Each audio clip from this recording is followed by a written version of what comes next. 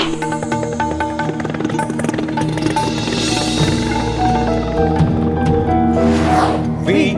the people of India, having solemnly resolved to constitute India into a sovereign, socialist, secular, democratic republic and to secure to all its citizens. নমস্কার, শুরু করছি আজকের চতুর্থ স্তম্ভ। আমি ইন্দ্রাণী। সেদিন একটা ছবি দেখলাম, বিজেপি নেতা মন্ত্রীদের সঙ্গে আমাদের নরেন্দ্র ভাই দামোদর দাস মোদিজি। সামনে নীতিন গডকরি ছিলেন। হ্যাঁ তো বাদই দিন, গডকরিজি হাত জোর করে নমস্কারটুকু করলেন না। হ্যাঁ, 2014 সেই হিন্দু হৃদয় সম্রাট মোদিজি ঘরে বাইরে তার গুরুত্ব হারাচ্ছেন। খুব দ্রুত তার উচ্চতা কমে আসছে, দ্রুত ক্ষয় হচ্ছে তার সেই জনমোহিনী কারিশমা। এমনিতে আপনার মনে হতো এক লৌহ মানব, এক কঠিন দৃঢ় প্রতিজ্ঞ সরকার, এক সর্বব্যাপ্ত ক্ষমতার প্রতিচ্ছবি। কিন্তু তলিয়ে দেখুন, অত্যন্ত মিডিওকার এক রাজনৈতিক নেতার চেয়েও বেশিবার নিজের অবস্থা বদলেছেন, নিজের বলা কথা থুতু দিয়ে গিলে নিয়েছেন। আজ নয়, সেই শুরু থেকেই। 2014-তে নরেন্দ্র মোদীর সরকার প্রথম দিন থেকেই নয়, তার আগেও নির্বাচনের সময় ওই গোটা ক্যাম্পেইন জুড়েই মোদিজির ইমেজ বানানো হয়েছে, মিডিয়াকে কাজে লাগানো হয়েছে। এক লার্জার দ্যান লাইফ ইমেজ, ভারতের নয়া যুগাবতার, হিন্দু হৃদয় সম্রাট। ব্যাস, প্রথম দিন থেকেই আমাদের রাজনৈতিক কাঠামো বদলে যেতে থাকলো। কিছুদিনের মধ্যেই বোঝা গেল এমনকি আডবাণী, যোশী, উমা ভারতী, অরুণ জেটলি বা সুষমা স্বরাজেরা নেহাতি বামন, ছোট থেকে আরো ছোট হতে থাকা পুতুল। দলের শীর্ষ নেতাদের গিলে ফেলার পরেই মোদিজি মন দিলেন রাজ্যের দিকে। তাকিয়ে দেখুন, বিজেপি শাসিত রাজ্যের মধ্যে দুজন মুখ্যমন্ত্রীর নাম দেশের লোক জানেন, আদিত্যনাথ যোগী আর হেমন্ত বিশ্ব শর্মা। ব্যাস, আর কারোর নাম নেই, আর কোনো গুরুত্বপূর্ণ রাজ্য নেতা নেই। সবটাই নরেন্দ্র ভাই দামোদর দাস মোদী। একজন বিতর্কিত রাজ্যপালকে উপরাষ্ট্রপতি করা হলো, তিনি পদত্যাগ করলেন। তার বদলে যিনি এলেন তার নাম কজন জানতেন? কিন্তু জানা গেল নরেন্দ্র মোদী স্বয়ং এই নাম প্রস্তাব করেছেন। গুগল না করে গুজরাটের মুখ্যমন্ত্রী বা উত্তরাখণ্ডের মুখ্যমন্ত্রীর নাম বলুন তো, আর রাজ্য নেতাদের নাম কজন জানেন? গোটা দল বসে আছে মোদিজি কব আয়েঙ্গে, কিন্তু তিনি তো করণ অর্জুন নন, ক্ষয়ে যাচ্ছে তার ধার। একজন প্রধানমন্ত্রী সব তালার চাবি হতে পারেন না। তিনি প্রধানমন্ত্রী, তিনি রেল উদ্বোধনে যাবেন, বেশ একটা কোনো বা দুটো গুরুত্বপূর্ণ উদ্বোধনে যাবেন। ইনি সর্বত্র, সব উদ্বোধনে হারা ঝান্ডা নিয়ে হাজির, এবং একেবারে পিএমওর নির্দেশে তার পরের দিন খবরের কাগজে হাতে ঝান্ডা নিয়ে ওই একজনেরই ছবি। স্বাধীনতার পর থেকে যাবতীয় উদ্বোধন অনুষ্ঠানের ছবি দেখুন, সেখানে জননেতা মানুষের সান্নিধ্য এনজয় করেন। ইনি একলা এক আমি সর্বস্ব মেগালোম্যানিয়াক, যিনি আর্ক ল্যাম্পের সবটুকু আলো শুষে নিতে চান। আসছি পরের আলোচনা একটা বিরতির পর, সঙ্গে থাকুন। এবারে আসুন পরিসংখ্যানে। 2014 থেকে 2020 পর্যন্ত মোদিজির প্রচারে বিজেপির ভোট বেড়েছে। হ্যাঁ, সাধারণ নির্বাচনে, রাজ্যের নির্বাচনে মোদিজির প্রচারে এক ট্যাঞ্জিবল রেজাল্ট দেখা গেছে। সাধারণ নির্বাচনে বেশি, কিন্তু রাজ্যের নির্বাচনেও মোদি ম্যাজিক কাজ করছিল। কতটা? রাজ্যের নির্বাচনে মোদিজি যেসব কেন্দ্রে নিজে প্রচারে গেছেন সেখানে গড়ে বিজেপির ভোট বৃদ্ধির হার 4 থেকে 7%, কম নয়, বিরাট ব্যাপার। কিন্তু 2021 সাল থেকে এই ক্ষয় রীতিমতো চোখে পড়ার মতো। বেশ কিছু জায়গাতে বৃদ্ধির বদলে হ্রাস, মানে ভোট কমে যাবার ঘটনাও ঘটেছে। মোদিজি নিজে বেনারস কেন্দ্রে 2019 সালে পেয়েছিলেন 60.62% ভোট। জয়ের ব্যবধান ছিল 4,79,505 ভোট। আসুন 2024-এর ফলাফলটা দেখা যাক। 2024-এ ওই মোদিজি পেয়েছিলেন 54.24% ভোট, আর ব্যবধান প্রায় 5 লক্ষ থেকে কমে এসে দাঁড়িয়েছিল 1,52,000 ভোটে।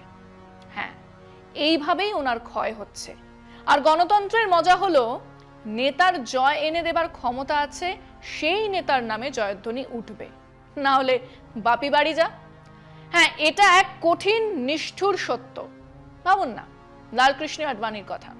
উত্তর কলকাতার এক বিজেপি প্রার্থী প্রকাশ্যে বলেছিলেন, লালকৃষ্ণজি আমার প্রচারে এলে ওনাকে ওজন পাল্লাতে বসিয়ে সমান পরিমাণ রূপো দেব। অবশ্য তিনি টিকিটই পাননি, সে অন্য কথা। কিন্তু সে সময় আডবাণীজিকে নিয়ে কাড়াকাড়ি হতো। আপনার প্রিয় মাকাই বাড়ি এখন নতুন প্যাকে। আজ নরেন্দ্র মোদী সেই পরিণতির দিকে এগোচ্ছেন। এখন এমনকি পিএমওর কিছু ফাইলের নোট নাকি নাগপুরে আগে দেখা হয়। কদিন আগে এই মোদীজির আশকারাতেই জগৎ প্রকাশ নাড্ডা বলেছিলেন বিজেপি এখন সাবালক, তার আরএসএস এর মার্গদর্শনেই সেই প্রয়োজনীয়তা আর নেই। আর চাকা ঘুরে গেছে, কারণ আরএসএস দেখিয়ে দিয়েছে তাদের সংগঠন হাত তুলে দেওয়ার ফলে লোকসভাতে দল মহারাষ্ট্রে মুছে যাবার জায়গাতে চলে গিয়েছিল। এবারে তারাই মাঠে নেমেছেন, ছবি বদলেছে। হ্যাঁ, দলের মধ্যে কট্টর আরএসএস পন্থীরা, নাগপুরের কাছের মানুষজন, নীতিন গডকরি ইত্যাদিরা মোদিজির বিপক্ষ শিবিরেই ছিলেন। কিন্তু এখন সেই শিবির বাড়ছে, প্রত্যেকটা রাজ্যে মোদি শিবির বনাম আরএসএস শিবির তৈরি হয়ে গেছে, আর সেটাই মোদিজির গুরুত্ব কমাচ্ছে। মোদিজি 2020 নাগাদ নিজেকে লার্জার দ্যান লাইফ, অজনিজাত সন্তান, ভগবান, গড সেন্ট, ঈশ্বর প্রেরিত দূত ইত্যাদি বলেছেন। বইয়ের দিকে তাকালেই বই মুখস্থ হয়ে যায়, ফাইলের দিকে তাকালেই ফাইল বুঝে যান গোছের অলৌকিক এক চেহারা তৈরি করা শুরু করেছিলেন।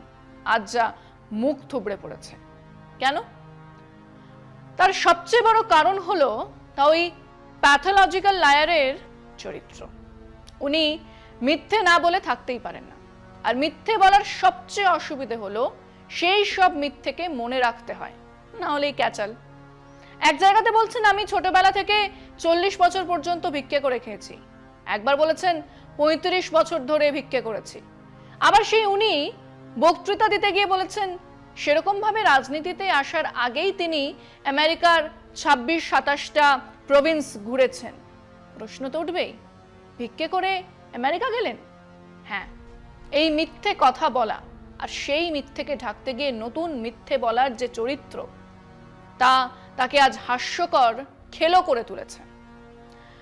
সব বিষয় মিথ্যে, প্রতিটা বিষয়, নিজের ছোটবেলা থেকে, পড়াশোনা থেকে, পরিবার, আত্মীয় পরিজন থেকে স্ত্রী পর্যন্ত। অন্তত দুটো নির্বাচনের এফিডেভিটে উনি জানাননি যে উনি বিবাহিত। ভাবা যায়? দেশের প্রধানমন্ত্রী, বিবাহিত কলম ফাঁকা। পড়াশোনা তো জানাই আছে, জীবিত এই প্রথম কারোর স্কুল জীবনের বন্ধু বান্ধবদের খোঁজ পাওয়া যায় না, কলেজের পাঠ্য বিষয়ের খোঁজ পাওয়া যায় না। বিশ্বের প্রথম প্রধানমন্ত্রী, যার 3টে জন্মদিন, জানাই নেই কোনটা পালন করা হবে। আসছি পরের আলোচনা একটা বিরতির পর, সঙ্গে থাকুন। হ্যাঁ, মোদিজি দেশে একলা, কিন্তু সর্বশক্তিমান, আর বিদেশে একলা এবং অত্যন্ত দুর্বল। কেউ পৌঁছে না। উনি হে হে করে জড়িয়ে ধরেও যে কোনো লাভ হয়নি তা তো এখন সবাই বুঝেছেন। এবং সেই প্রেক্ষিতে নরেন্দ্র ভাই দামোদর দাস মোদী, যিনি ঘরে মনের কথা বলতে পারেন না, মনের কথা বলার মানুষই নেই, তিনি তাই রেডিওতেই মনের কথা বলেন। এই দেশ বহু মানুষের, এখানে বহু ধর্ম, বহু মত, বহু স্বর, বহু ভাষা আছে, থাকবে। তাই দেশের একটা যুক্তরাষ্ট্রীয় কাঠামো ঠিক করেছিলেন আমাদের সংবিধান প্রণেতারা। তাই we the people of India, তাই সবার সঙ্গে কথা বলতে হবে, সবাইকে সম্মান করতে হবে। ডাবল ইঞ্জিন কা সরকার সমস্যার সমাধান নয়, এটা বুঝতে হবে। তবে এক ইনকরেজিবল নার্সিসিস্ট প্যাথোলজিক্যাল লায়ার এতটা বুঝবেন বলে মনে হয় না। মোদী আমলের বৈশিষ্ট্য হলো এক নেতা, এক দেশ, এক ভাষা, এক ধর্ম, এক খাদ্যাভ্যাস। তাই উনি ওনার পেটের মধ্যে ঢুকিয়েছেন গোটা দলটাকে, এবার চাইছেন গোটা দেশটাকেই পেটের মধ্যে ঢোকাতে। এতে শুরুর দিকে কিছু লাভ হয়েছে বইকি, কিন্তু এখন দুটো জিনিস শুরু হয়েছে। পেটের ভেতরে থাকা পুতুলেরা তলায় তলায় বিক্ষুব্ধ, তাদের ক্ষোভ প্রকাশ্যে না এলেও দলের ভেতরে পরিষ্কার দৃশ্যমান। আর 2 নম্বর হলো গোটা দেশের বিরোধীদের আক্রমণের একটাই লক্ষ্য, মোদি মোদি মোদি। স্বৈরাচারী রাজনৈতিক কাঠামো টেকেনি, বিশ্বে কোথাও টেকেনি, এখানেও টিকবে না। স্বৈরাচার ইতিহাসের আবর্জনা হয়েই থেকে গেছে, রাজনৈতিক কাঠামো হিসেবে নয়।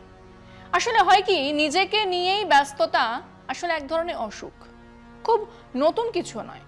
আপনার চারপাশে অনেকেই আছে।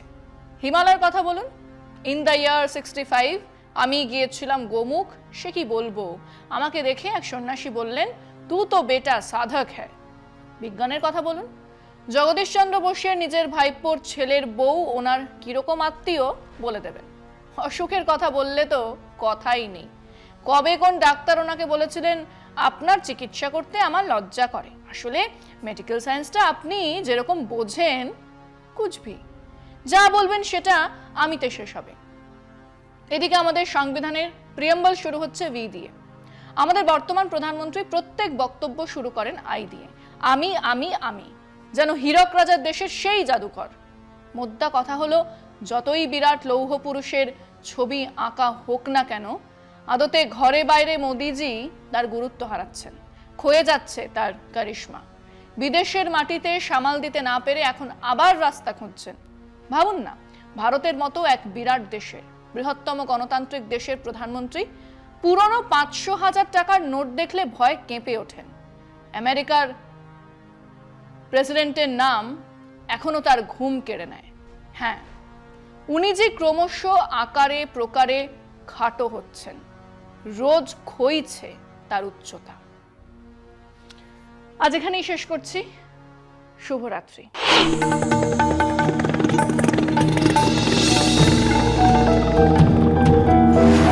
We, the people of India, having solemnly resolved to constitute India into a sovereign, socialist, secular, democratic republic, and to secure to all its citizens